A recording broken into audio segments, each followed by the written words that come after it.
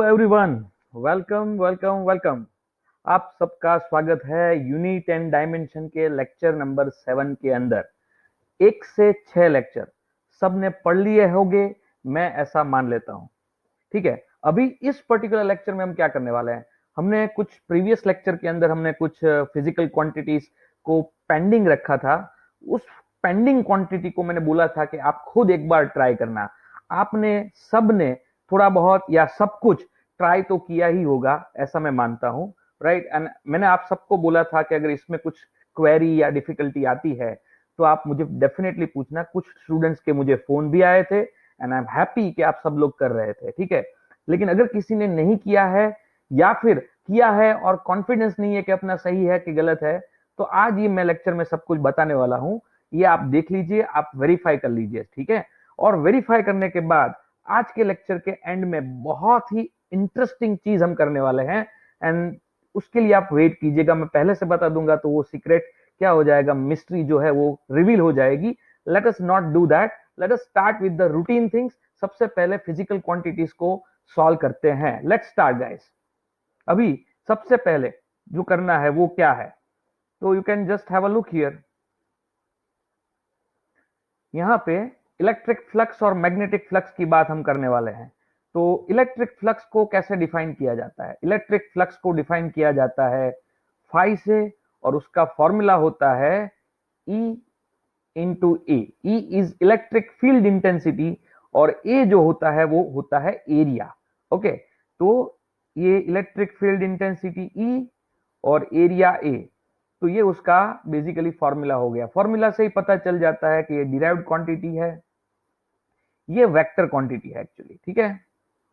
इसका ऐसा यूनिट क्या मिलेगा, तो देखिए इलेक्ट्रिक फील्ड जो होता है वो फोर्स अपॉन चार्ज से डिफाइन होता है, ठीक है। तो फोर्स का यूनिट होगा कितना, न्यूटन। ये एरिया है, एरिया का यूनिट होगा मीटर स्क्वायर, और नीचे चार्ज है तो चार्ज का यूनिट होगा कूलम। तो यहां से पता चल जाएगा हमको कि ये है newton into metre square upon coulomb, ठीक है। सीजीएस डिफाइन नहीं करना है। डायमेंशंस क्या लिखेंगे, तो देखिए न्यूटन, न्यूटन का डायमेंशन क्या होता है, न्यूटन होता है किलोग्राम मीटर पर सेकंड स्क्वायर। फिर उसके बाद मीटर स्क्वायर भी है, और कूलम क्या होता है, तो कि एम्पियर इंटू सेकंड होता है। तो यहां से हमको पता चल जाएगा कि किलोग्राम का m1 है, ये मीटर और मीटर स्क्वायर मिलके मीटर क्यूब हो जाएगा, और ये मीटर क्यूब होगा तो एल क्यूब हो जाएगा। फिर नीचे एम्पियर का A1 आ जाएगा, और सेकंड स्क्वायर और सेकंड का सेकंड क्यूब हो जाएगा तो टी क्यूब हो जाएगा। तो अल्टीमेटली हमको ये डायमेंशन जो मिला वो कुछ ऐसा मिलेगा, m1 L3 T minus 3 and A minus 1. So this is the dimension formula for the electric flux. Now magnetic flux कैसे डिफाइन किया जाता है? मैग्नेटिक फ्लक्स का सिंबल है phi b, और उसको डिफाइन किया जाता है मैग्नेटिक फील्ड इनटू एरिया से। मैग्नेटिक फील्ड इनटू एरिया ये डिराइव्ड क्वांटिटी है, ये वेक्टर क्वांटिटी है, राइट। डिराइव्ड और वेक्टर दोनों है ये। चलो अभी यूनिट निकालते हैं इसका। तो देखिए मैग्नेटिक फील्ड होता है मैग्नेटिक फ्लक्स होता है magnetic field into area. Magnetic field का यूनिट होता है टेस्ला, और एरिया का यूनिट होता है मीटर स्क्वायर। तो आप यहां पे आप लिख सकते हो टेस्ला इंटू मीटर स्क्वायर, ठीक है। Tesla into metre square. अब टेस्ला क्या होता है, तो हमने मैग्नेटिक फील्ड का फॉर्मूला लिखा था, force upon current into length. ये है मैग्नेटिक फील्ड का फॉर्मूला। यहां से पता चल जाता है कि फोर्स का न्यूटन, करंट का एम्पियर और लेंथ का मीटर। तो मैग्नेटिक फील्ड का जो टेस्ला होता है, उस टेस्ला को आप newton upon ampere into metre के तौर पे भी आप इसको लिख सकते हो। तो देखो अगर टेस्ला को मैं newton upon ampere into metre लिखता हूं और ये मीटर स्क्वायर है, तो फाइनली ये क्या हो जाएगा, you can just have a look here, ये newton into metre upon ampere हो जाएगा। तो अगर कोई एमकेएस यूनिट में newton into metre upon ampere लिखना चाहे तो भी वैलिड है। चलो मैं वही लिखता हूं यहां पे, newton into ampere upon newton into metre upon ampere, ऐसा लिख देते हैं, ठीक है। ये हो गया न्यूटन, ये मीटर और एम्पियर। समझ में आया? ये मैग्नेटिक फ्लक्स का ये जो फॉर्मूला है वो कुछ इस तरह से मिल जाएगा आपको। चलो अभी हम यहाँ पे डायमेंशन फॉर्मूला निकालने की ट्राई करते हैं। तो डायमेंशन फॉर्मूला में न्यूटन का क्या होगा, तो क्या किलोग्राम मीटर पर सेकंड स्क्वायर हो जाएगा न्यूटन, फिर एक मीटर बचा है और नीचे एक एम्पियर बचा है, तो किलोग्राम का क्या होगा m1, metre metre metre square होगा L2, फिर सेकंड स्क्वायर होगा T2, और A जो है एम्पियर उसका होगा A1।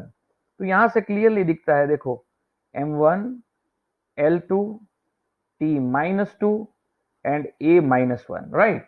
So this is basically magnetic flux. ये हो गया मैग्नेटिक फ्लक्स, मैग्नेटिक फ्लक्स का यूनिट एंड डायमेंशंस। चलिए आगे बढ़ते हैं। अब रिलेटिव परमिटिविटी और रिलेटिव परमिएबिलिटी ये क्या है देखते हैं। चलिए रिलेटिव परमिटिविटी को डिफाइन किया जाता है बेसिकली, परमिटिविटी को डिफाइन किया जाता है basically epsilon R is equal to epsilon by epsilon zero. ये फॉर्मूला है इसका, relative permittivity epsilon R epsilon upon epsilon zero होता है। और ये एप्सिलॉन क्या है, तो कि ये परमिटिविटी है ऑफ मीडियम, और डिवाइडेड बाय एप्सिलॉन जीरो जो है वो परमिटिविटी होता है वैक्यूम। परमिटिविटी एक इलेक्ट्रिकल प्रॉपर्टी है, मतलब ये जो फिजिकल क्वांटिटी है वो आप 12th स्टैंडर्ड में पढ़ोगे, तो इसका मीनिंग क्या है, ये कैसे डिफाइन होता है, उसकी टेंशन अभी नहीं करनी है। सिंपल याद रखो कि एप्सिलॉन जो है वो परमिटिविटी ऑफ मीडियम है, एप्सिलॉन जीरो जो है वो परमिटिविटी ऑफ वैक्यूम है। तो परमिटिविटी अपॉन परमिटिविटी, तो परमिटिविटी का यूनिट मान लो कुछ भी, लेट अस से कि उसका यूनिट है एक्स, तो नीचे के भी यूनिट क्या आएगा, एक्स ही आएगा, और एक्स एक्स कैंसिल होके ये पर्टिकुलर क्वांटिटी क्या हो जाएगी, यूनिट लेस हो जाएगी। ठीक है, ये यूनिट लेस हो जाएगी। तो फिर यहाँ पे डायमेंशन क्या आएगा, m0 l0 t0। ठीक है, ये कुछ नहीं आएगा। Epsilon relative permittivity derived quantity हो जाएगी, ये स्केलर क्वांटिटी है। ठीक है, समझ में आया पक्का। चलो रिलेटिव परमिएबिलिटी, रिलेटिव परमिएबिलिटी को डिफाइन ऐसे ही किया जाता है, इसको डिफाइन किया जाता है म्यू आर से, और यहाँ पे म्यू अपॉन म्यू जीरो होता है, और यहाँ पे म्यू जो है that is basically permeability, permeability of क्या है, मीडियम, डिवाइडेड बाय यहां पे क्या होगा, परमिएबिलिटी ऑफ वैक्यूम। तो अगेन परमिएबिलिटी एक मैग्नेटिक प्रॉपर्टी है जो आप 12th में पढ़ोगे। तो देखिए इसका फॉर्मूला क्या आया, mu R mu by mu zero, derived quantity है, स्केलर है, और ये भी यूनिटलेस हो जाएगी क्योंकि ऊपर का यूनिट जो भी होगा, क्योंकि ऊपर परमिएबिलिटी है और नीचे भी परमिएबिलिटी है, तो ऊपर जो भी यूनिट मिलेगा वही आपको नीचे मिलेगा, तो ये हो जाएगा यूनिटलेस।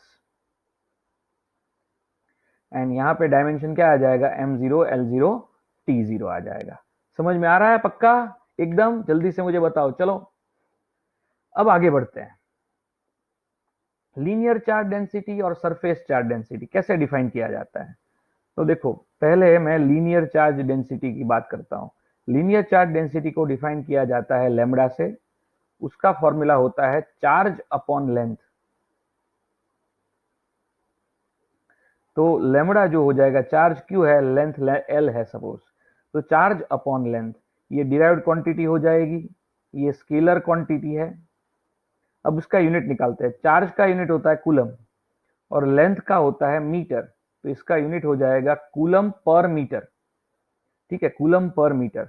चलो कूलम क्या होता है, तो हम जानते हैं कूलम होता है ampere into second upon metre. तो डायमेंशन फॉर्मूला क्या लिखेंगे, तो देखो यहाँ पे किलोग्राम नहीं है ना, किलोग्राम नहीं है, तो यहाँ पे क्या आएगा, m0 आएगा। लेंथ कितनी है, तो कि देखो यहाँ से पता चल जाता है, नीचे देखो क्या होता है, एम्पियर का क्या आएगा A1, सेकंड का T1 और मीटर का L1। सो m0 L-1 T1 और A1। ठीक है, m0 L-1 T1 और A1, ये इसका फॉर्मूला, डायमेंशनल फॉर्मूला कुछ ऐसा मिल जाएगा। अब सरफेस चार्ज डेंसिटी क्या होता है, इसको डिफाइन किया जाता है सिग्मा से, और सरफेस चार्ज डेंसिटी होता है चार्ज अपॉन एरिया होता है, ये डिराइव्ड क्वांटिटी है, स्केलर क्वांटिटी है। अब देखो चार्ज जो है न्यूमरेटर में, यहाँ पे फॉर्मूला क्या है, चार्ज अपॉन एरिया, तो चार्ज का यूनिट होगा कूलम और एरिया का होगा मीटर स्क्वायर, तो ये होगा कूलम पर मीटर स्क्वायर। ठीक है, कूलम क्या होगा, देखो कूलम होगा ampere into second upon metre square. तो ये क्या बचा, एम्पियर मतलब A1, सेकेंड मतलब T1 और मीटर स्क्वायर है तो L2। तो यहां से क्या पता चलेगा, M0 L-2 A1 और T1, ये उसका डायमेंशनल फॉर्मूला हो जाएगा। I hope it's very much clear. समझ में आया कि नहीं आया भाई सबको, एकदम परफेक्टली अंडरस्टूड, क्लियर है ना। चलो आगे बढ़ते हैं, वॉल्यूम चार्ज डेंसिटी की बात करते हैं। चलिए, तो वॉल्यूम चार्ज डेंसिटी को डिफाइन किया जाता है रो से, और उसका फॉर्मूला होता है charge upon volume. Derived quantity है, स्केलर क्वांटिटी है। चार्ज का यूनिट होता है कूलम और वॉल्यूम का यूनिट होता है मीटर क्यूब, तो इसका होगा कूलम पर मीटर क्यूब। ठीक है, चलिए डायमेंशन फॉर्मूला निकालते हैं। यहाँ पे क्या है उसका फॉर्मूला, कूलम पर मीटर क्यूब है। कूलम होता है ampere into second upon metre cube. तो एम्पियर का क्या होगा A1, सेकेंड का होगा T1 और मीटर क्यूब जो है उसका होगा L3। तो यहां से पता चल जाएगा M0 L-3 A1 and T1। तो ये उसका डायमेंशनल फॉर्मूला हो जाएगा। समझ में आया भाई सबको। चलो बताओ, जल्दी से मुझे बताओ यार, आपका रिप्लाई मुझे मिलना चाहिए इमीडिएटली। चलो एनर्जी डेंसिटी की बात करते हैं। एनर्जी डेंसिटी जो होगी वो है रो ई, उसको ऐसे डिफाइन किया जाता है। डेंसिटी है लेकिन एनर्जी की डेंसिटी है, इसलिए सबस्क्रिप्ट में ई लिखा जाता है। और एनर्जी डेंसिटी का फॉर्मूला होता है energy upon volume. Derived quantity है, स्केलर क्वांटिटी है। चलो एनर्जी का यूनिट होता है जूल और वॉल्यूम का यूनिट होता है मीटर क्यूब। तो एनर्जी पर वॉल्यूम यानी जूल पर मीटर क्यूब। समझ में आया सबको। चलो जूल का क्या होता है, तो हम सब जानते हैं जूल यानी M1 L2 T-2। अब तक तो ये याद हो जाना चाहिए, याद है कि नहीं, जल्दी बताओ। चलो याद है कि नहीं, नीचे आ जाएगा L3, तो फाइनली बचेगा क्या, M1 L-1 T-2। देखो L3 जो है वो ऊपर जाएगा तो कुछ ऐसा हो जाएगा, M1 L2, L3 ऊपर जाएगा तो माइनस हो जाएगा, तो 2 - 3 क्या आ जाएगा, -1 आ जाएगा, और ये रिजल्ट आ जाएगा M1 L-1 और T-2। तो ये हो जाएगा एनर्जी डेंसिटी का फॉर्मूला गाइस। फिर क्या है देखते हैं, इंडक्टेंस की बात करनी है। तो इंडक्टेंस कैसे डिफाइन किया जाता है, तो देखो इंडक्टेंस डायरेक्टली हम डिफाइन नहीं करते। पोटेंशियल का फॉर्मूला है हमारे पास, पोटेंशियल होता है V, उसका फॉर्मूला है Li/T। ठीक है, पोटेंशियल का एक ऐसा फॉर्मूला है जिसके अंदर क्या आता है, इंडक्टेंस आता हो। तो यहां से अगर आप इंडक्टेंस को सब्जेक्ट बना दो तो कुछ ऐसा मिल जाएगा।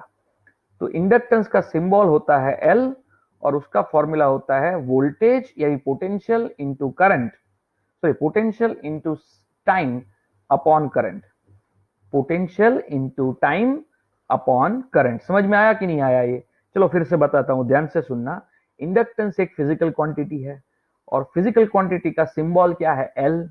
और इंडक्टेंस को डिफाइन कैसे किया जाता है, तो कि इसको डिफाइन किया जाता है वोल्टेज इंटू टाइम अपॉन क्या, current. Voltage into time upon current, ये डिराइव्ड क्वांटिटी हो जाएगी। इंडक्टेंस एक स्केलर क्वांटिटी है।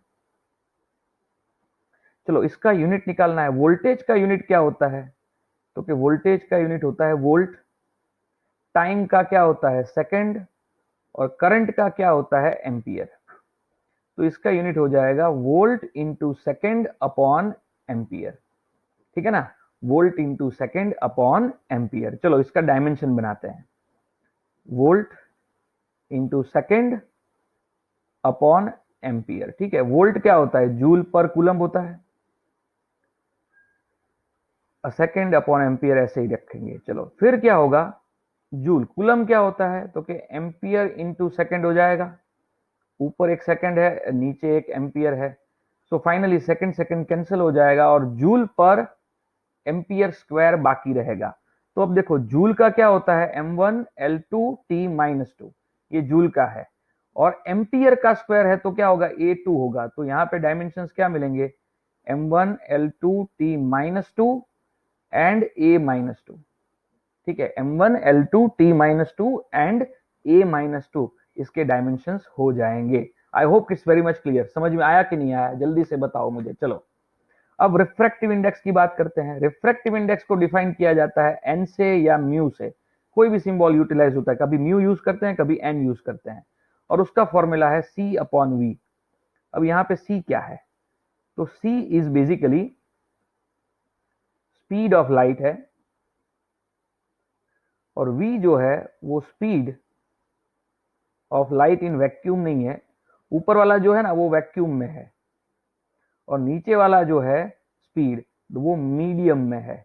तो मतलब आप बोल सकते हो speed of light in vacuum ऊपर रहेगा, speed of light in medium कहां रहेगा, नीचे रहेगा। लेकिन अल्टीमेटली क्या हुआ, ये स्पीड से बनता है तो डिराइव्ड, ये स्केलर क्वांटिटी है। लेकिन देखो ऊपर भी स्पीड है नीचे भी स्पीड है, तो स्पीड अपॉन स्पीड कैंसिल हो जाएगा, तो ये हो जाएगा यूनिटलेस। ठीक है, ये हो जाएगा यूनिटलेस।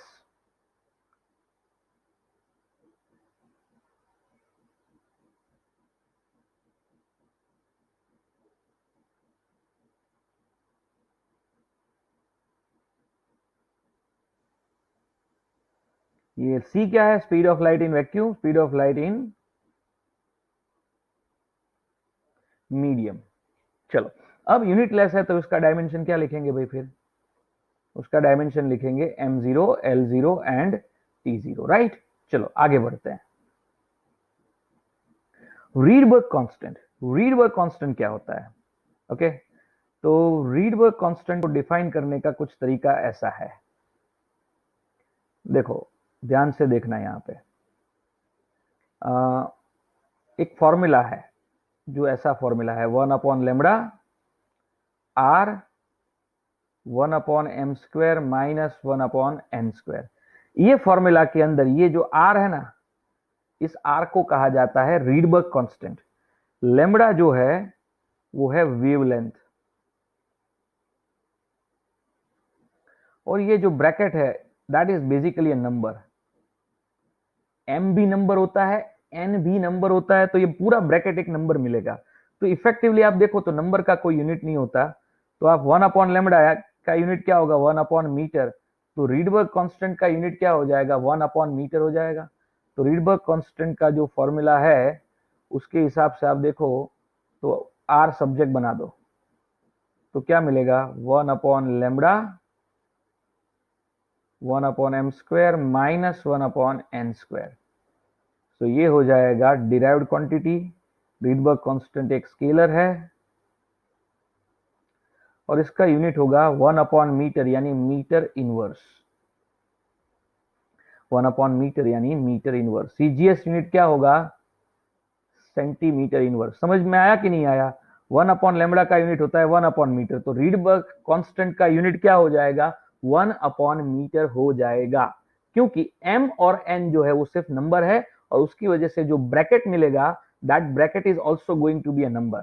तो यहाँ पे डायमेंशन में क्या आएगा, तो डायमेंशन में आएगा m0 l माइनस 1 और t0 आ जाएगा। ठीक है, समझ में आया कि नहीं आया। तो ये हो गया रीडबर्ग कांस्टेंट वाला आंसर। चलिए अभी आगे बढ़ते हैं। अब इसमें क्या है देखो, रीडबर्ग कांस्टेंट के बाद रेडियो एक्टिविटी का फॉर्मूला है। रेडियो एक्टिविटी को भी आर से डिफाइन किया जाता है, लेकिन अलग करने के लिए मैं आर ए लिख देता हूं। ठीक है, रेडियो एक्टिविटी, एक्टिविटी का ए। इसमें फॉर्मूला क्या है, इसका फॉर्मूला कुछ ऐसा है, number of decay upon time. अब देखिए रेडियो एक्टिव मटेरियल होता है ना, वो क्या करता है, अपने में से अल्फा पार्टिकल को एमिट करता है, बीटा पार्टिकल को एमिट करता है, फिर गामा पार्टिकल को एमिट करता है। ये सारे पार्टिकल को अपने आप में से वो क्या करता है, एमिट करता रहता है कंटिन्यूअसली।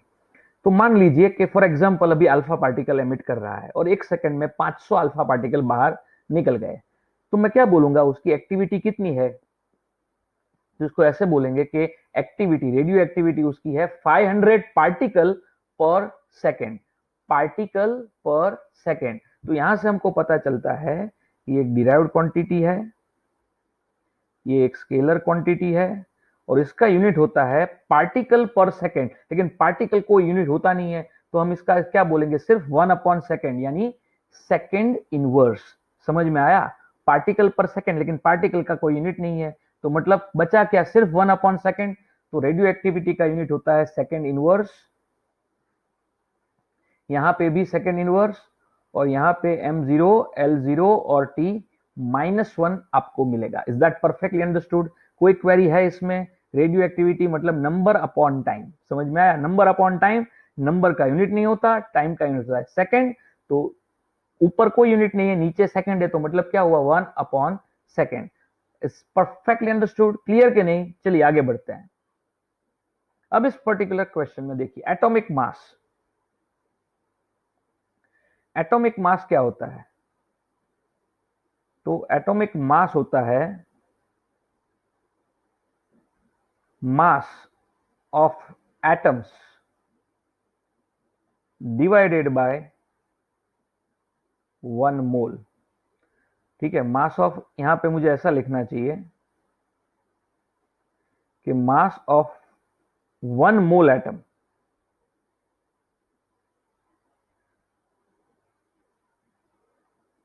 ओके, एक मोल एटम का कितना मास है, उसको अगर आप 1 मोल से डिवाइड कर दोगे तो एक एटम का मास आ जाएगा, और उसको कहते हैं एटॉमिक मास।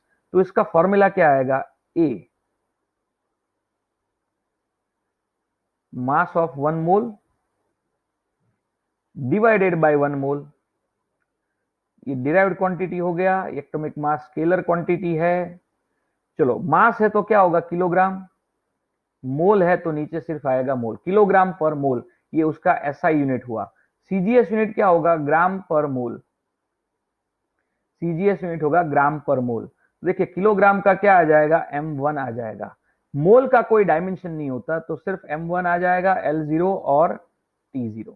समझ में आया? एटॉमिक मास का डायमेंशन फॉर्मूला कुछ ऐसा हो जाएगा। चलिए, अभी डी के कांस्टेंट की बात है।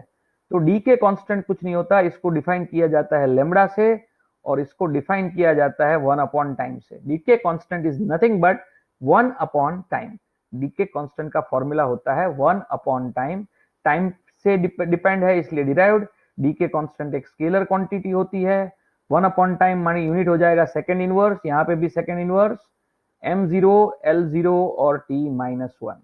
ठीक है, डी के कांस्टेंट क्या होता है, 1/टाइम होता है। Okay, is just like a frequency, just like a frequency. लेकिन डी के कांस्टेंट में और फ्रीक्वेंसी में फर्क है, they are not the same. चलिए आगे बढ़ते हैं।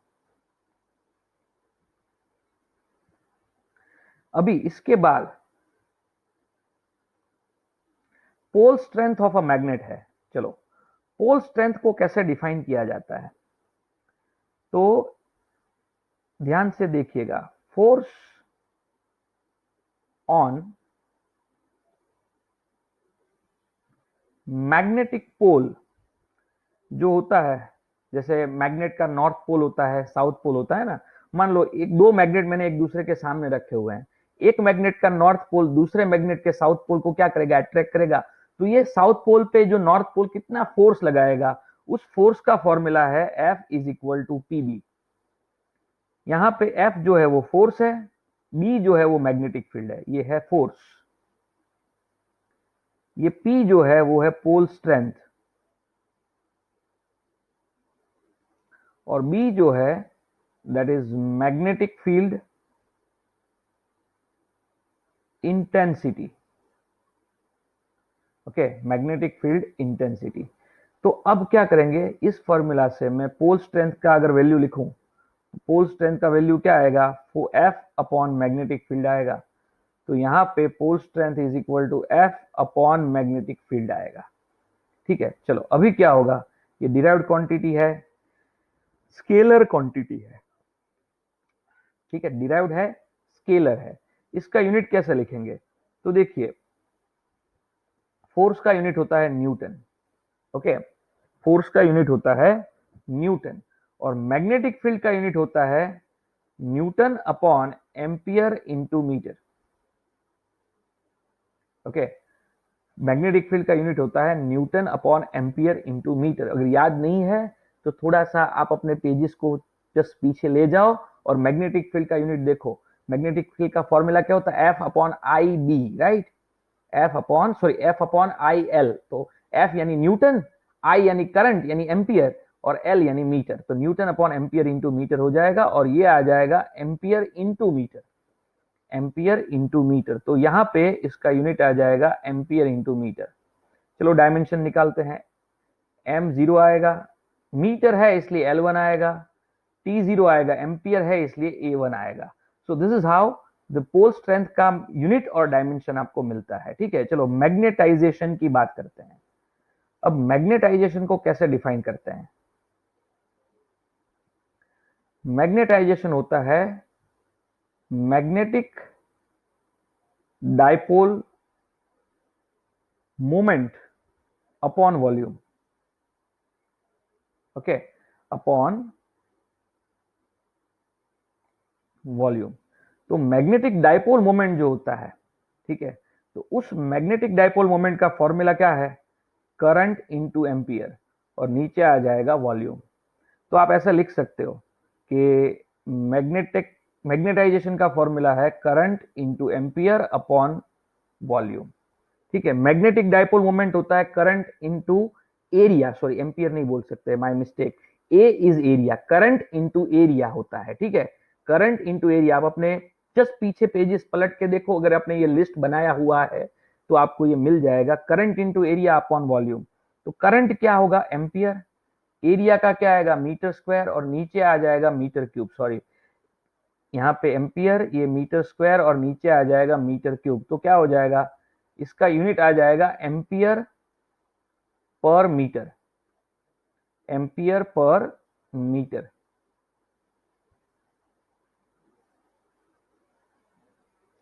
चलो ये हो जाएगा डिराइव्ड क्वांटिटी। ये जो है magnetisation, basically that is a vector quantity. Unit हो गया एम्पियर पर मीटर। तो देखिए पर मीटर है तो एल माइनस वन, एम्पियर है तो A one. Okay, so this is what the answer is. याद रखना ये एम जीरो है, M zero, L minus one, T zero और A one. Is that perfectly understood? Magnetization होता है current into area upon volume, current into area upon volume. Current का ampere, area का metre square, ठीक है कि नहीं? करंट का एम्पियर और एरिया का मीटर स्क्वायर, नीचे वॉल्यूम का मीटर क्यूब, और बचेगा कितना? Ampere per metre. सो ये हो गया मैग्नेटाइजेशन के बारे में। चलिए अभी करना है मैग्नेटिक ससेप्टिबिलिटी के बारे में। तो मैग्नेटिक ससेप्टिबिलिटी कैसे डिफाइन की जाती है? तो मैग्नेटिक ससेप्टिबिलिटी का फॉर्मूला है मैग्नेटाइजेशन अपॉन एच। अब आप सोचोगे सर ये एच क्या है? तो देखो ये एच भी एक तरीके का क्या है? मैग्नेटाइजेशन ही है। ठीक है, तो ये मैग्नेटाइजेशन है, और ये जो एच है उसको कहते हैं मैग्नेटाइजेशन इंटेंसिटी। ओके, ये उसका फॉर्मूला है। देखो मैग्नेटाइजेशन और मैग्नेटाइजेशन इंटेंसिटी एक्चुअली दोनों एक ही है, लेकिन हम अलग अलग दिखाने के लिए एक में क्या लिखते हैं? मैग्नेटाइजेशन लिखते हैं, वाइल दूसरे के अंदर मैग्नेटाइजेशन इंटेंसिटी लिखते हैं। दोनों का यूनिट, दोनों का डायमेंशन क्या होगा? सेम होगा। ये आपको 12th में पढ़ने में आएगा भाई, अभी के लिए आपको सिर्फ एक्सपेक्ट करना है, सॉरी एक्सेप्ट करना है ये। तो मैग्नेटाइजेशन का यूनिट होता है ampere per metre, magnetisation intensity का भी क्या होता है? Ampere per metre.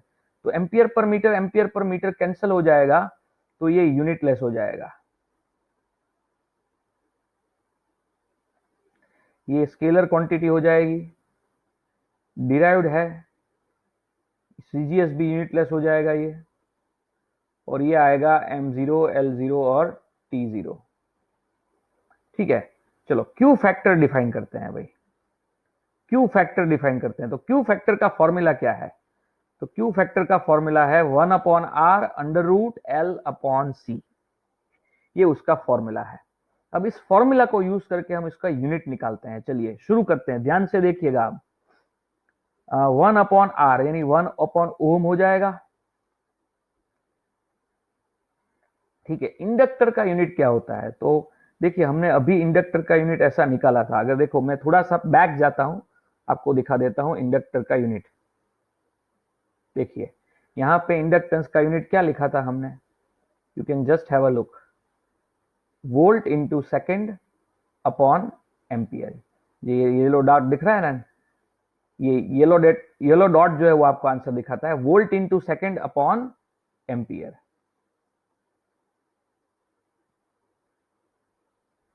ठीक है, तो इंडक्टेंस का यूनिट होगा volt into second upon ampere. ठीक है, अब नीचे क्या है देखो, कैपेसिटेंस है। कैपेसिटेंस का यूनिट क्या होता है, कैपेसिटेंस जो है उसका यूनिट क्या होता है, तो कैपेसिटेंस को कैसे डिफाइन किया जाता है, Q अपॉन V से, चार्ज अपॉन पोटेंशियल से। तो Q जो होता है उसका यूनिट होता है कूलम्ब। ठीक है, Q का यूनिट होता है कूलम्ब और V का यूनिट होता है वोल्ट। तो कैपेसिटेंस को डिफाइन करेंगे वोल्ट, सॉरी वोल्ट नहीं, कूलम्ब अपॉन वोल्ट से डिफाइन करेंगे। कैपेसिटेंस को डिफाइन करेंगे कूलम्ब अपॉन वोल्ट से।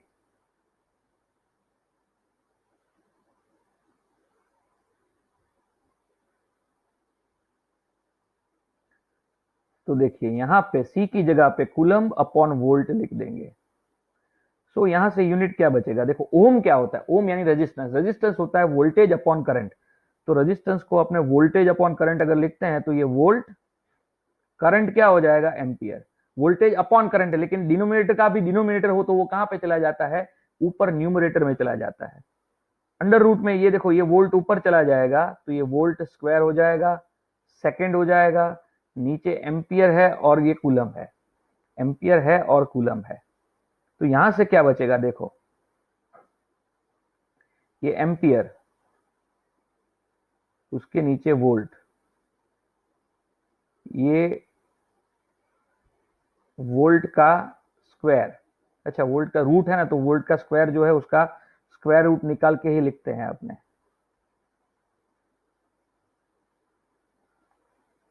देखो वोल्ट का स्क्वायर है, उसका स्क्वायर रूट हो जाएगा वोल्ट, अंडर रूट के अंदर क्या बचेगा, सेकेंड बचेगा, एम्पियर बचेगा और कूलम बचेगा। ठीक है, तो देखो यहां पे क्या कैंसिल हो गया, वोल्ट वोल्ट कैंसिल हो गया, तो बचा क्या, एम्पियर बचा। अब क्या हुआ देखो, सेकेंड ऐसे ही रखो, एम्पियर भी ऐसे ही रखो, कूलम क्या होता है, तो कि एम्पियर इंटू सेकेंड हो जाएगा। तो देखो सेकेंड सेकेंड कैंसिल हो गया, तो अंडर रूट में क्या बचा, वन अपॉन एम्पियर का square. So it is basically ampere upon ampere हो जाएगा, और एम्पियर अपॉन एम्पियर कैंसिल होकर क्या बन जाएगा, यूनिट लेस बन जाएगा। सो क्यू फैक्टर जो है उसका फॉर्मूला है one upon R under root L by C.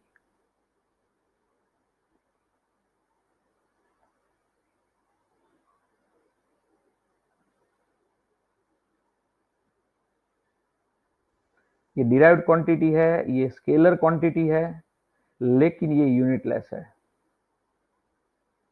Okay, unitless है तो यहां पे भी डायमेंशनलेस हो जाएगा और बचेगा क्या, m0 l0 t0 आ जाएगा।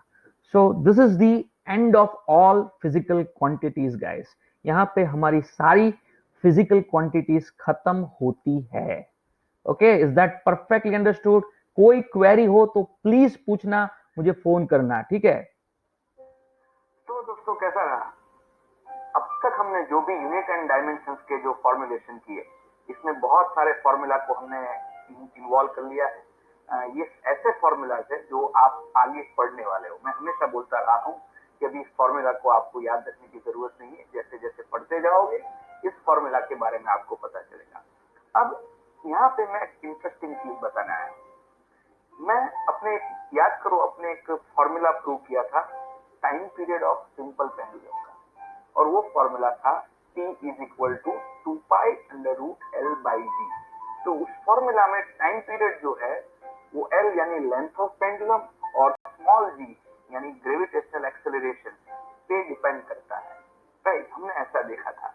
लेकिन प्रैक्टिकली अगर हम बात करें तो क्या होता है, मुझे कभी कभी ऐसा क्वेश्चन हो जाता है कि अगर पेंडुलम के ऑसिलेशंस को हम छोटे छोटे रखें, ठीक है, या फिर पेंडुलम के ऑसिलेशंस को हम बड़े बड़े ऑसिलेशंस कर दें, डोंट यू थिंक कि इस दोनों केसेस में टाइम पीरियड उसका अलग मिलेगा। टाइम पीरियड क्या होता है कि पेंडुलम अपनी एक पोजीशन से चालू करके उसी पोजीशन पे जब वापस आता है उसके लिए जो टाइम लगता है उसको कहते हैं टाइम पीरियड, ठीक है। तो ये time period, don't you think कि अगर मैं छोटे ऑसिलेशन रखता हूँ और अगर मैं बड़े बड़े ऑसिलेशन रखता हूँ तो ये टाइम पीरियड सेम आना चाहिए या डिफरेंट आना चाहिए? समझने वाली बात है, सेम आना चाहिए या डिफरेंट आना चाहिए। अच्छा चलो एक क्वेश्चन भी अभी थोड़ी देर के लिए साइड ट्रैक करते हैं। चलो पेंडुलम के नीचे हम क्या लगाते हैं, बॉब लगाते हैं और बॉब का मास होता है एम। तो अपने फॉर्मूला देखिए T is equal to 2π√L/g। उस फॉर्मूला के अंदर मास एम कहीं पे नहीं आ रहा है, मतलब ये फॉर्मूला मुझे ऐसा बोल रहा है कि ये बॉब का मास कुछ भी हो टाइम पीरियड सेम मिलेगा। मतलब कोई नीचे हल्का ऑब्जेक्ट मैंने लटकाया है और फिर मैं time period of oscillation measure करूं और मैं किसी हैवी ऑब्जेक्ट को लटका के time period of oscillation measure करूं, तो ये दोनों केस में आंसर मुझे टाइम पीरियड का क्या मिलेगा, सेम मिलेगा। ऐसा मैं नहीं कहता हूं, ये कहता है time period of simple pendulum का फॉर्मूला। तो एक काम करते हैं, इस फॉर्मूला का फिर से एक बार डेरिवेशन करके देखते हैं और फिर से कंफर्म करने की कोशिश करते हैं शायद जो हमने पहले बार डेरिवेशन किया था वहां पे कोई कमी तो नहीं रहेगी, ठीक है। और उसके बाद हम सोचेंगे कि क्या होता है। ठीक है दोस्तों, देखिए डेरिवेशन फिर से करते हैं। चलिए, तो हमने वो डेरिवेशन किया था कुछ इस तरह से। हमने ऐसा बोला था कि टाइम पीरियड जो पेंडुलम का होता है वो पेंडुलम की लेंथ पे डिपेंड करता है, फिर ग्रेविटेशनल एक्सेलरेशन पे डिपेंड करता है, फिर हमने ये सोचा था कि शायद वो मास पे भी डिपेंड करता होगा, या शायद वो एंगल ऑफ ऑसिलेशन, यानी कितना बड़ा एंगल है आपका ऑसिलेशन का या कितना छोटा एंगल है उसके हिसाब से भी टाइम पीरियड शायद चेंज हो जाता होगा। ठीक है, देखो जैसे फॉर एग्जांपल ये वर्टिकल लाइन है और अगर बड़ा ऑसिलेशन है फॉर एग्जांपल पेंडुलम का, तो बड़े ऑसिलेशन के लिए ये थीटा क्या होता है, बहुत बड़ा होता है, और छोटे ऑसिलेशन के लिए थीटा क्या होता है, छोटा होता है। तो शायद मुझे ऐसा लगता है कि ये थीटा जो है वो डिसाइड कर सकता है कि टाइम पीरियड यहाँ पे क्या हो, मतलब थीटा की वैल्यू पे टाइम पीरियड डिपेंड कर सकता है। I am having doubt. तो पहले मैं मेरे डाउट को क्लियर करने के लिए मैं इसको यहाँ पे एज्यूम कर देता हूँ कि टाइम पीरियड लेंथ पे, जी पे, मास पे और थीटा पे डिपेंड करता है। फिर हमको क्या करना है, हर एक के ऊपर पावर लगाना है एक्स वाई जेड, और यहाँ पे हम आर लगा देंगे और इसके ऊपर से T is proportional to L raise to X, G raise to Y, M raise to Z और थीटा रेस टू क्या मिलेगा, आर मिलेगा। और उसके ऊपर से T is equal to K L raise to X, G raise to Y, M raise to Z and theta raise to R मिल जाएगा। चलिए डायमेंशन फॉर्मूला रखा जाए कैसे। टी एंड टाइम है, टाइम का डायमेंशन फॉर्मूला कितना होगा, m0 l0 t1, और एंगल जो है तो एंगल का थीटा 0, क्योंकि लेफ्ट हैंड साइड सिर्फ टाइम है तो t1 आएगा, बाकी सारे डायमेंशन क्या हो जाएंगे, 0 हो जाएंगे। अब राइट हैंड साइड में देखते हैं, k का डायमेंशन होगा नहीं, l is a length, length का डायमेंशन होगा l1, तो l1 का पावर होगा x। ये g है वो ग्रेविटेशनल एक्सेलरेशन है, एक्सेलरेशन का यूनिट होता है मीटर पर सेकंड स्क्वायर, तो मीटर का L1 पर सेकंड स्क्वायर मतलब नीचे सेकंड स्क्वायर आएगा, मतलब नीचे की साइड T2 आएगा। अगर नीचे की साइड T2 आता है तो हम यहाँ पे T-2 लिखेंगे, ऊपर Y लिखेंगे। फिर मास का क्या होता है, M1 होता है Z पावर, और यहाँ पे थीटा का कौन सा पावर है भाई, R पावर है। तो मैंने क्या कर दिया, लेफ्ट हैंड साइड और राइट हैंड साइड दोनों साइड डायमेंशन लिख लिया है यहाँ पे।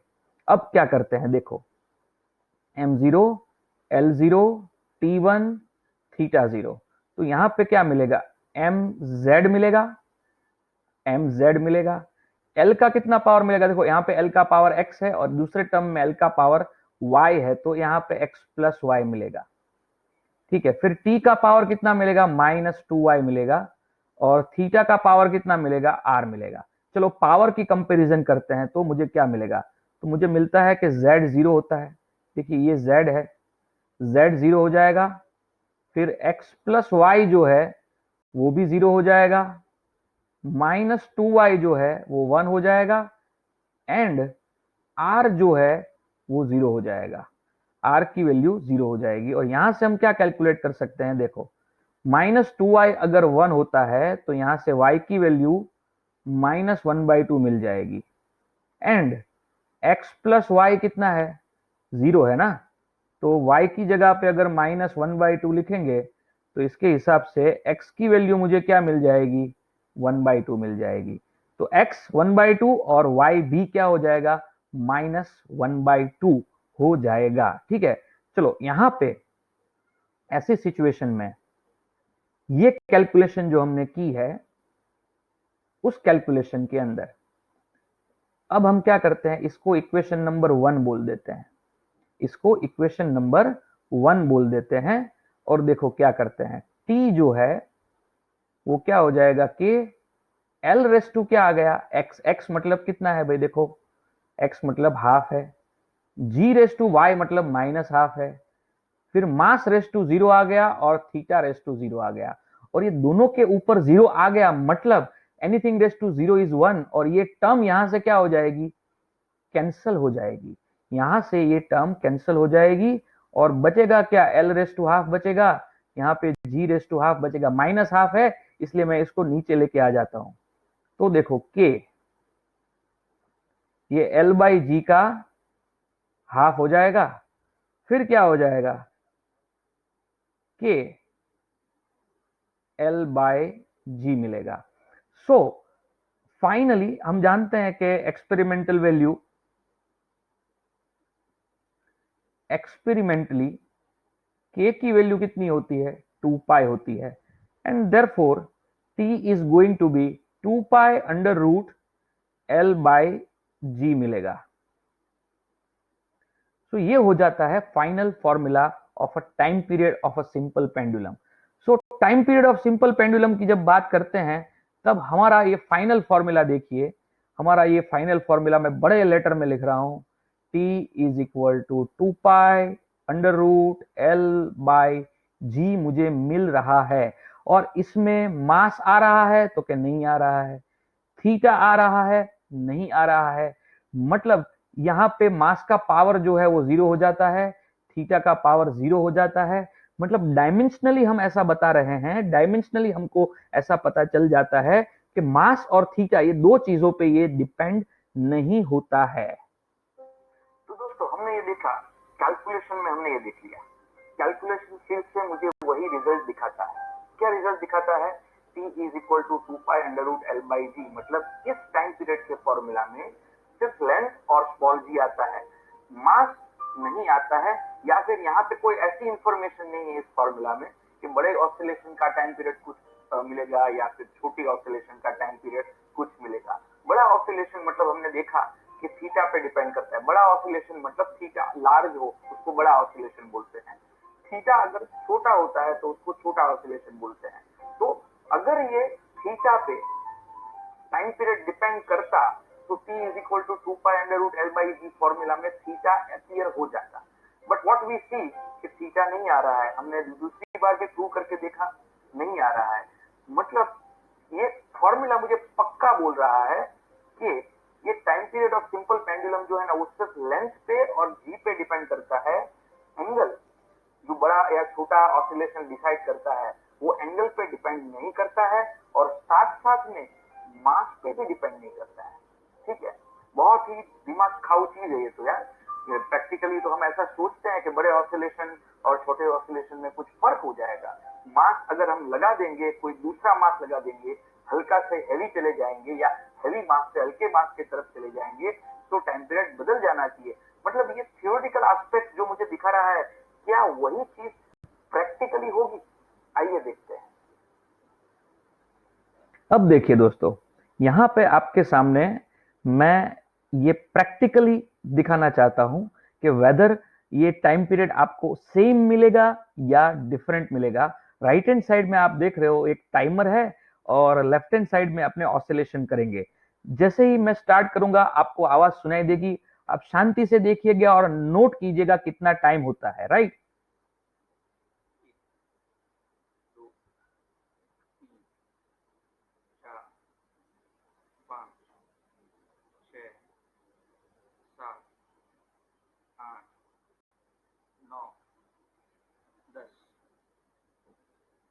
देखिए यहाँ पे 10 के बाद मुझे अप्रोक्सीमेटली 15 सेकंड का टाइम लगा है मुझे, ठीक है। 15 सेकंड में ये 10 ऑसिलेशन हो गए, 15 सेकंड में 10 ऑसिलेशन, मतलब एक ऑसिलेशन के लिए कितना टाइम लगा आप निकाल सकते हो, ठीक है। मैं अभी निकालना नहीं चाहता, मैं हर बार 10 ऑसिलेशन करूंगा, ठीक है, और चेक करूंगा कि हर बार 10 ऑसिलेशन का जो टाइम है वो 15 सेकंड के आसपास आता है कि नहीं आता है, ठीक है। और यहाँ पे ये क्लॉक को स्टॉप करने के लिए शायद आधा सेकंड मुझे लगा हो, मतलब यहाँ पे इस पर्टिकुलर एक्सपेरिमेंट जो मैं यहाँ पे आपको बता रहा हूं उसमें आधे सेकंड की कुछ एरर हो सकती है, लेकिन ये ऑसिलेशंस जो थे ना वो लार्ज ऑसिलेशंस थे गाइस, ठीक है। लार्ज ऑसिलेशंस के लिए ये हुआ है, ठीक है। फिर से एक बार देखते हैं, देखिए चलिए, लार्ज ऑसिलेशंस और टाइम पीरियड हम निकाल रहे हैं। 2 3 4 5 6 7 8 9 10। यस, देखो अभी 14 सेकंड आया and I was actually very much accurate this time. पहले की कंपेयर में मैंने दूसरी बार जब किया ना, I was much accurate is this particular moment, मतलब 14 सेकंड के आसपास लार्ज ऑसिलेशन में टाइम पीरियड मुझे मिलता है। देखिए अब स्मॉल ऑसिलेशंस में क्या होगा। 1 2 3 4 5 6 7 8 9 10। यस, देखिए अभी जो टाइम मिला वो भी क्या है, 14 सेकंड के आसपास मिला। मतलब देखो पहले के ऑसिलेशन बहुत बड़े बड़े थे और ये ऑसिलेशन अब छोटे थे, तो छोटे ऑसिलेशंस में भी वही टाइम मिला जो बड़े ऑसिलेशंस में मिलता था। मतलब यहां से प्रूव हो गया कि अगर आप ऑसिलेशंस बड़े बड़े करते हो या छोटे छोटे करते हो, ये कोई टाइम पीरियड एक ऐसी चीज है जो चेंज नहीं होने वाली है, ठीक है। अब एक और चीज देखते हैं, अब मैं क्या करता हूं, इस पेंडुलम के नीचे कुछ और मास लगा देता हूं, मतलब इस पेंडुलम को थोड़ा सा हैवी बना देता हूं। हैवी बनाने से क्या होगा देखते हैं, आइए। ये oscillations with the heavy load है, देखिए यहाँ पे जो ब्लैक वाला पोर्शन है that is a heavy part actually, ठीक है। चलिए शुरू करते हैं। 1 2 3 4 5 6 7 8 9 10। Yes, you can see that. Again, I am getting 14 second, 14.5 second के आसपास मेरा आंसर आ रहा है, ठीक है। तो यहाँ पे मैंने देखिए हैवी लोड लगा दिया, नीचे आप देख रहे हो ना जो black part, this is little bit heavier than both of them. तो मैंने इस पर्टिकुलर पेंडुलम को थोड़ा सा हैवी बना दिया, और हैवी बनाने के बाद भी देखिए टाइम पीरियड की वैल्यू क्या मिल रही है मुझे, सेम मिल रही है, राइट। और यहाँ पे क्या हो रहा है एग्जैक्टली देखते हैं। एक, देखो ये रिजल्ट हमारा मिला, आपने प्रैक्टिकली देखा कि प्रैक्टिकली भी ये चीज। जस्ट अ मिनट गाइस, ये थोड़ा सा गड़बड़ हो गया है यहाँ पे। मैं आपको फिर से पर्टिकुलर चीज समझाता हूं क्या हुआ यहाँ पे एग्जैक्टली।